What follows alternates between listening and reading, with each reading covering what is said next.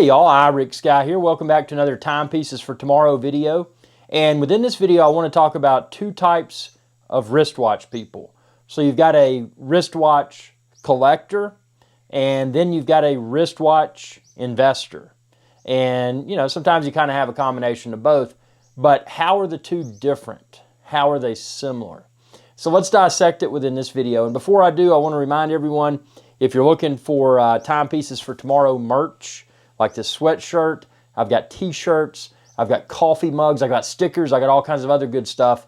Look down below and you can find it all there. But yeah, so a wristwatch investor is, and it's kind of a newer trend. Well, it's been going around for many years now, but it's become increasingly more popular, primarily because of social media. So a wristwatch investor, they're a speculator. They're going to go out, they're going to seek current, well, not necessarily the wristwatches that are currently popular, but wristwatches that they feel may be currently undervalued. Something that they can potentially pick up at a discount and potentially hold on to and potentially sell or trade in the future for a large premium. And again, it's like any other form of, and this is not investment advice. I'm sharing this for entertainment purposes only.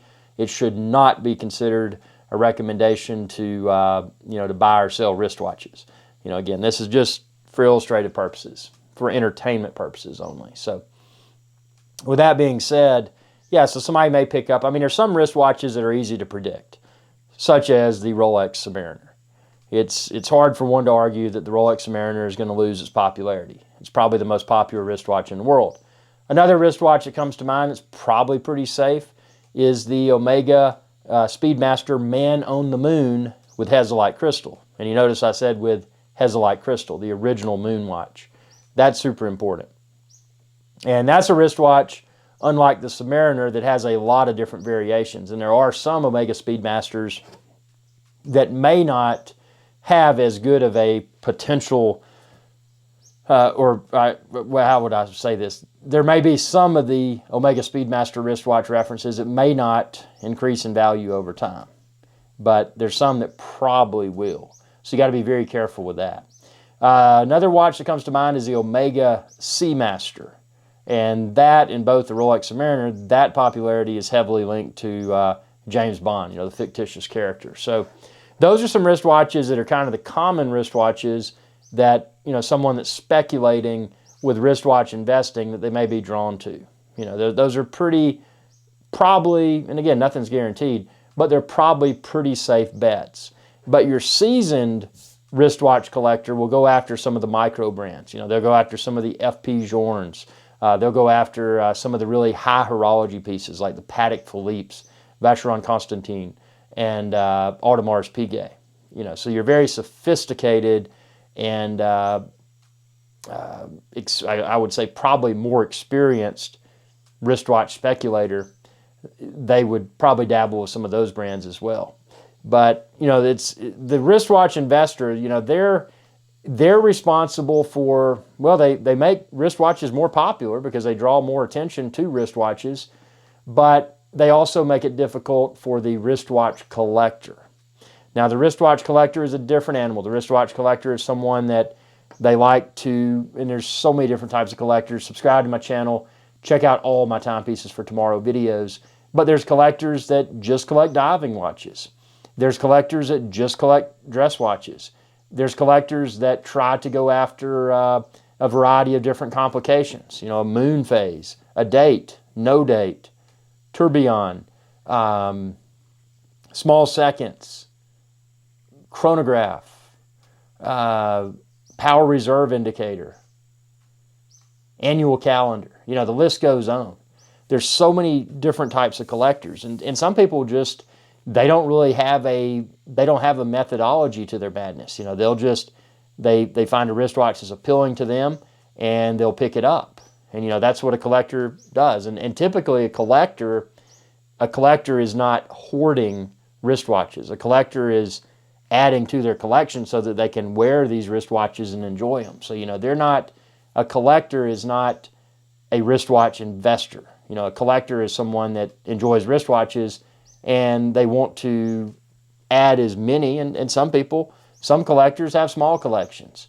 Some are super collectors. Some have very high-end wristwatches, an abundance of them. Some may have a ton of wristwatches, but only a couple that are of significant significant financial value. So collectors are all very different. But one thing that brings all the wristwatch collectors together is the shared obsession with wristwatches. Now, there's some, and this is where it gets interesting, there's some people that are kind of a hybrid of a wristwatch investor and a wristwatch collector. So what would that hybrid look like? So it would be someone that they're purchasing wristwatches because they enjoy wearing wristwatches, they enjoy collecting wristwatches, seeing their collection grow. But they're also an investor, meaning that when they add an additional piece to their wristwatch collection, they look at the historical price. Has it continued to go up? Has it been on a downward trend? Is it kind of a combination of both? Before they add this new piece to their collection, do they feel that it may go up in value, or do they feel that it'll probably lose value?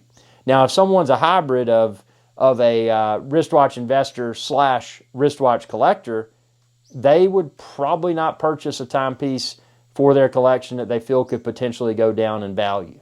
So from that perspective, someone that's both a wristwatch collector and a wristwatch investor, they're not truly a wristwatch collector. And why do I say that? I say that because they let the potential value of that wristwatch in the future dictate their purchase decision. Collectors going at it purely because they like something. If it goes up in value, that doesn't matter. If it goes down in value, that doesn't matter, because ultimately they're adding a timepiece to their collection that they're going to wear and enjoy. So they could care less about the possibility of future appreciation. But the person that's a wristwatch collector and also a wristwatch investor, that person would potentially pass up a timepiece because they may feel that it may not appreciate in value. So therefore, they would no longer consider a timepiece that they wanted to add to their collection. They would no longer consider it because of they have fear that it may go down in value. So that's just a good illustration of why this huge trend recently for people to invest in wristwatches is it's kind of destroying the hobby. It's making it more difficult for a wristwatch collector to walk in and find a variety of wristwatches that they want in their authorized dealer. Because what's happening, these wristwatch investors are snatching them up, and then they're selling them on the gray market, which is not an authorized dealer. They're selling them on the gray market at way, way, way, way, way above retail prices. So basically, they'll purchase timepieces at retail, and then they'll sell them on the gray market for a huge markup. And that's not necessarily always the case. Some wristwatch investors will buy from the gray market because they feel that particular timepiece will probably go up in value. So they may purchase from the gray market and then sell on the gray market in the future for a premium if it does indeed go up. But those are just two different types of people that are interested in wristwatches, and I wanted to share this, and I hope I did a very high-level job of explaining it. If you have any questions, please comment below. I've been involved with this hobby for probably over 30 years now. So, yeah, I've been doing it a long time. But, yeah, any questions you have, please ask, comment below, and I'll try my best to respond in the form of an upcoming video or videos if we got a lot of questions. And I appreciate your viewership, and as a reminder, be sure to subscribe. When you do, ring that bell icon to be notified whenever I post another video, and check out all of my timepieces for tomorrow videos. Thanks for your viewership, and y'all have a good day. Hey y'all, Captain Irix Guy here. I hope y'all enjoyed this video. If you did, please be sure to subscribe. It's youtube.com/Irix Guy.